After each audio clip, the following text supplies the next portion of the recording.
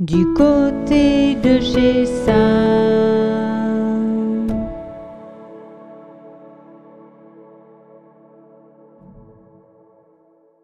Bienvenue du côté de chez Sam.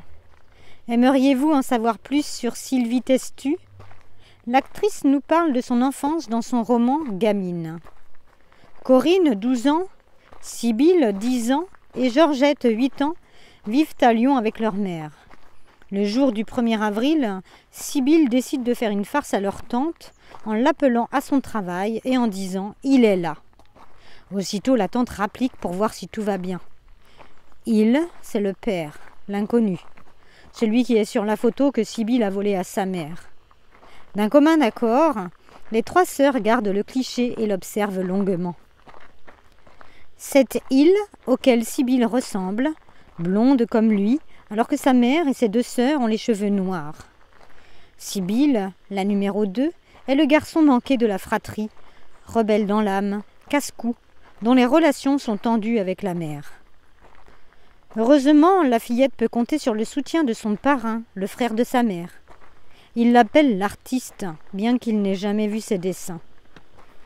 Pendant les vacances, les trois sœurs partent en colonie.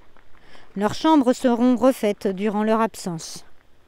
Effectivement, à leur retour, elles découvrent un nouvel espace de vie et Pierre, le compagnon de leur mère.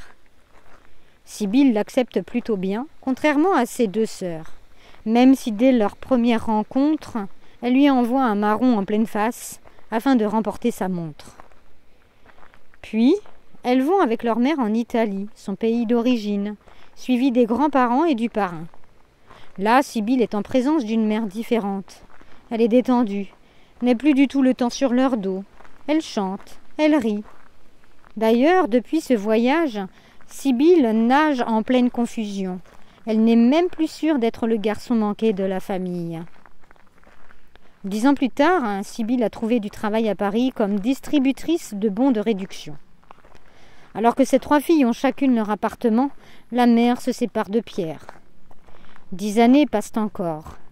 Sibylle est devenue actrice. Elle revient à Lyon pour les 80 ans de sa grand-mère.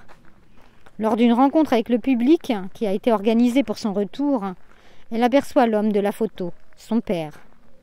Elle part à sa recherche. Avec ses deux sœurs, elles le rencontreront dans un café. À travers cette autobiographie, Sylvie Testu nous parle de la famille, du lien haussien, de ce que le parent fait porter à l'enfant qui, une fois adulte, peut remettre les choses à leur place.